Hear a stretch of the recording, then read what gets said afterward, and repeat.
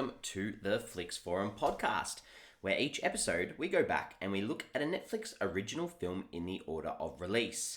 Today, we have Netflix 128th film. It's the 2018 Mexican drama Roma, directed and written by Alfonso Cuaron, and it stars Yalitza, Aparicio, and Marina del Tavira. I am Jesse, and I am your host for today. Thank you for joining me, and I am very, very excited to discuss Roma, which a couple of years ago was quite a big contender in a lot of award ceremonies and the like. Now, this is going to be a spoiler-filled episode, so if you have not seen Roma and you are interested in checking this film out, please do give this a pause, hold off, and then come back later, because I am going to get straight into it, where I go through my fast flicks, which is a quick little summary of the film. So for Roma, this is the story of a family and their servant making their way through 1970s Mexico. And that's the simplest way I could possibly put it, because there is so much more to this film than that. And I will kick off with some of the information that you can learn or hear about Roma online through documentaries and so forth before getting into this film. So Roma, I guess, to start off with, it's a neighborhood in Mexico City, and this is where a majority of the film takes place. It is semi-autobiographical, and it's a take on Alfonso Cuaron's upbringing, and he credits in the credits, as well as in lots of commentary on this film, that his family had a servant called Lebo, and he spent lots of time with her discussing their life, her upbringing, to sort of bring back his memories about this film. And I will talk a bit later about this, but this film is about memories. There's just so many different technical aspects to this film that are just so incredible. And I guess one of the primary reasons that this was released on Netflix was because foreign language films don't usually get great distribution, and by releasing it on Netflix, Alfonso Cuarón, he knew that Roma would potentially play to its widest audience, and the most amount of people possible would be able to see this film. He shot this chronologically in 102 days, and just some 70 to 80% of the furniture that's in this home in this film he gathered from his family around Mexico. This film is very, very personal to him, and I guess there's hospital scenes where they used real doctors and nurses, and there's scenes where there's the scene where Cleo, who is the servant of the house, she turns off the lights, and it's got 45 different camera positions. Just this incredible feat of filmmaking is to be seen in this film. So if you haven't seen it yet, I hope that you do take that opportunity, because this was the first foreign language film to win the Academy Award for Best Director. And critically wise, and I guess award wise, this had 245 wins across award ceremonies across the world, as well as another 212 nominations. That is huge. That is massively, that is the biggest we've seen on one of these Netflix original films. I mean, highlights included 10 Academy Award nominations. Like I mentioned, it won for Best Foreign Language Film of the Year, Best Achievement in Directing, and Best Achievement in Cinematography. It also won 2 Golden Globes for Best Director and Best Foreign Language Motion Picture as well. So massive ups for this film, and checking this one out. I think reportedly Netflix spent $25 million on the campaign, just for the Oscar campaign for Roma, which was more than the actual budget for the film itself, which was only $15 million. And I can account for this myself. When I was in America in 2018, the LAX, the main airport in Los Angeles, there were posters and banners for Roma all throughout the airport. So a lot of money was spent to promote this film, to get it seen by as many people as possible.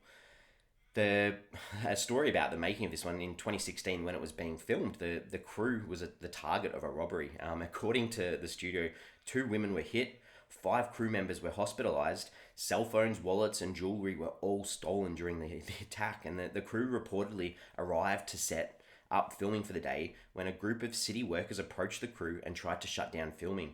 The crew stated they had the permission to film, but the workers persisted, and this big brawl broke out between the groups. So a little bit of a scary situation for a lot of the crew and cast on this one. This, I guess, is the first and only Netflix film to receive a Criterion Collection release.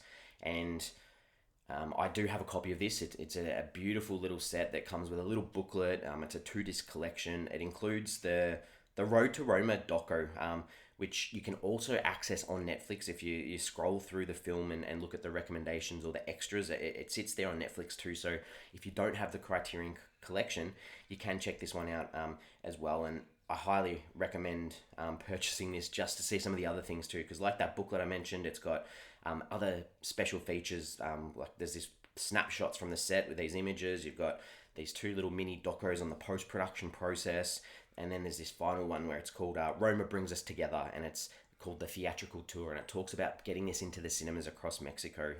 Such a good little collection to have if you can find it on Blu-ray or DVD.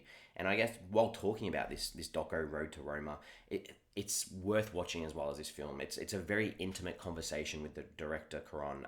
He talks about cinema being tied to loneliness and this film and the process of remembering and memory, and that's very much what this film is about to him. And he mentions, he usually does heaps of research for his films, and with this one, he literally did none. He talks about not being able to find the right tiles for this opening scene, which we'll talk about later, and then he finds these tiles and just open up these doorways of memories for him. Just some other highlights.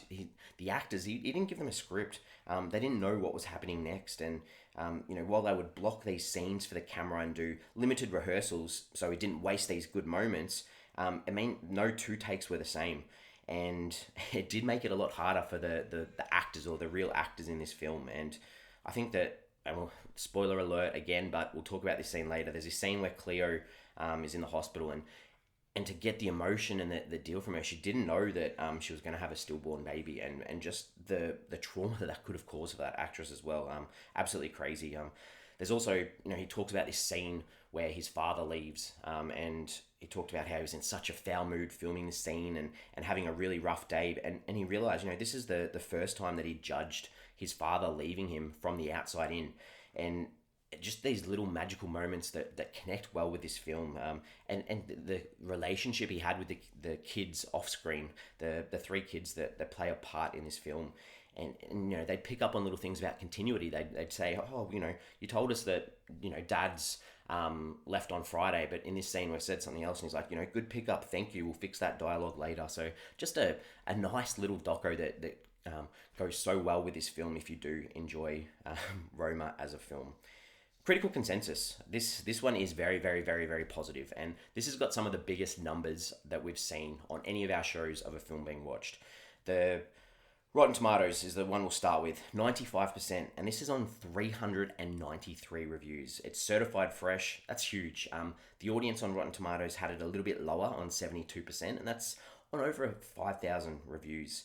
I think the bigger numbers here are on IMDb and Letterboxd. On IMDb, it had 142,000 people that had rated it a 7.7 out of 10. So that's high. And then Letterboxd, it sits over 4. It's on a 4.1, and these are the biggest numbers we've seen. 200,736 people had got onto Letterboxd to rate this film. Those numbers are just out of control. Box office wise, this one actually had a bit of a theatrical run. I think it took about $3 million at the US box office, probably the biggest release theatrically so far in the films that we've covered that Netflix had done. It opened at the Venice Film Festival and that was in August 2018, and this was before playing about 30 other festivals, having this limited run around the world, and then hit Netflix worldwide on the 14th of December 2018, so all our lovely eyes could watch this film. My early thoughts. I think we need to start getting into the crux of this film, and I have seen this film a few times before, and it is some of the best camera work I've seen on screen. On top of that, there's this emotional story that grips you. There's some scenes that are just so impactful that they will stay with you for a long time after watching this one. So my conversation around this film is going to be pretty positive. I hope you're going to stick with me for it, because I am going to talk about some characters, some scenes that I liked, and we'll head on from there. Characters, we start with Cleo. Cleo is the main, or there's no real main character in this film, because the story does follow Cleo, who is the housekeeper or the servant of this family house, but it also follows a lot more than that. It follows the underlying story of the family and the breakdown of the husband and wife relationship and the children growing up, as well as this overall context of what's going on in Mexico during the 1970s. So Cleo, you start with, is this person. She just wants to do such a good job. She's so hardworking. She cares for the kids that she's looking after. She works alongside this another lady. I think it was Manita. And they have these little quarters above the house where they don't use the electricity because they don't want to spend too much money. Even though we see the family downstairs, extravagantly leaving all the lights on, and we see Cleo flicking all these off at times. And then she becomes pregnant, and this scares her because she's worried she's going to lose her job. She's worried that this is going to be the end of her career in this fashion and working with this family that she obviously cares so much about. And the amount of horrible things that she experiences during this pregnancy. There's this earthquake when she's at the hospital for her first sort of appointment, and she still carries bags for these families when they go on vacation, and goes out with other people and they offer her drinks, and it's okay, you can still have a drink when you're pregnant.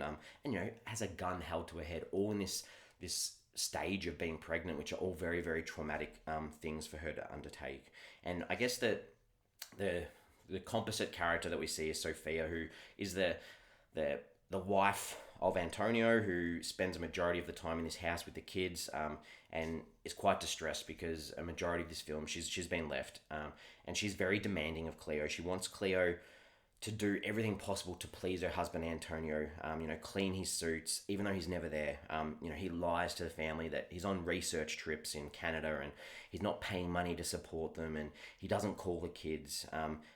This really upsets her. You hear these distant conversations in the background as an audience. We're watching Cleo do these things, and in the background we can hear her talking to the grandmother and hearing her distress and making sure that she's protecting the children from this horrible news that their father's not going to be there. And I really did enjoy seeing Sophia, getting over this and having the courageousness to sit there with the kids and explain to them, Dad's not coming back, but we are still going to be a family. We are still going to do well. We have Cleo here who loves us, and I just really enjoyed that little arc as well. I'll talk briefly about Furman, who is the guy who has a little bit of a love affair with Cleo, and this guy is literally just an asshole to the max. I mean, he bails at the cinema when Cleo tells him that she's pregnant. When she tries again to tell him, this is your child, his comment to her is that, I will beat the shit out of you and the little one if you come looking for me again. This is horrible. And then he calls her an effing servant. Like, she is better off without him. But at that same time, as an audience, your heart breaks for her because you know that she just wants someone there to support her and be there with her, rather than her taking on that role that she has to constantly do at home as well. So this guy is a piece of trash. And finally, I'll just briefly touch on the kids. I think it's Sophie, Paco, and Pepe. And the grandma's in that house in that situation too. And Cleo has a good relationship with them all. They have different conversations, and Paco talks about what he wants to be when he grows up, and he wants to be a pilot, he wants to be a sailor. He's open and has these discussions that we don't see him have with his mother. So that idea that that Cleo is that mother-like role figure in this household as well is really, really nice. The director, Alfonso Cuaron. So I think that this guy needs no introduction. I don't really need to say anything about him. I'm hoping a lot of people have seen his two big English language films, which are Children of Men and Gravity. And Gravity obviously is a lot of Academy Award recognition as well. And I think he won Best Director for that film as well. Time to talk about some scenes.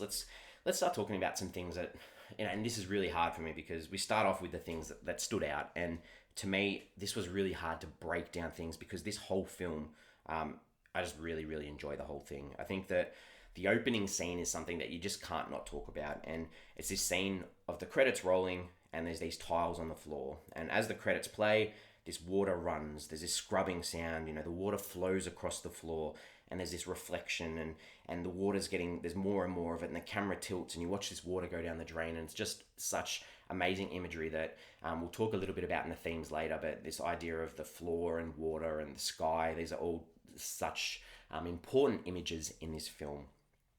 The next thing, there's this scene where Antonio, the dad, comes home, this tight little garage space for the car, and you get this shot of him in the car. It's almost the most we see of him. He's smoking his cigarette, he's elegant, there's this operatic music playing. He perfectly readjusts this car to park it in this tight space.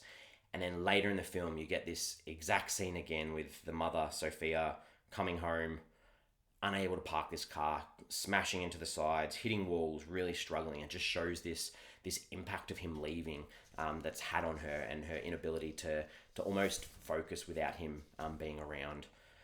And then last part with Antonio too is that scene where he leaves. They're in the street, hugs his wife, and then he just drives off. This marching band comes past, and Sophia just stands there, and the camera watches her as the car drives away. It's just heartbreaking to think that this scene is based on a real life story, and based on the heartbreak that people go through in their lives. Cleo as well, some scenes about her. I mean, Cleo, this scene I mentioned before, she tells Fermin at the cinema that she's pregnant. He's like, I need to go to the toilet, and he just never comes back. And as an audience, you know this is going to happen. And the credits on the screen that at the cinema that she's in start to roll, the people leave, that camera doesn't move. It just sits there and watches her, and your heart breaks for her knowing that he is not going to come back.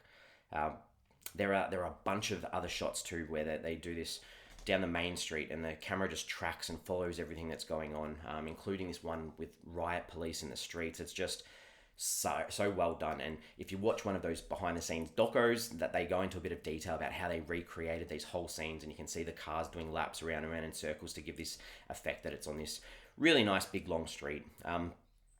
Cleo, another scene, she gets on the bus to go see Fermin again, and that camera just stays there. The ground's muddy. It's just this out in the middle of nowhere place, and just that idea of, is she going to find him? What's going to happen once she confronts him?